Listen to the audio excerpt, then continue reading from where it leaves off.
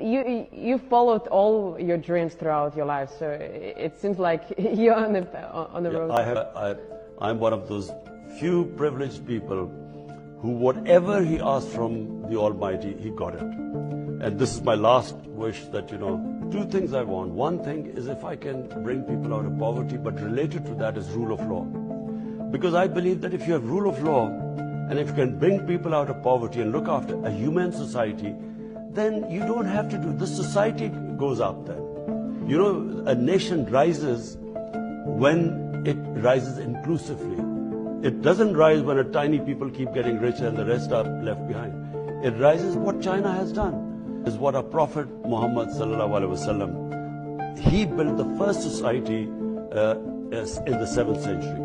And that society had these two things, rule of law, and it was the first welfare state in the history of mankind. And they became the greatest civilization for hundreds of years.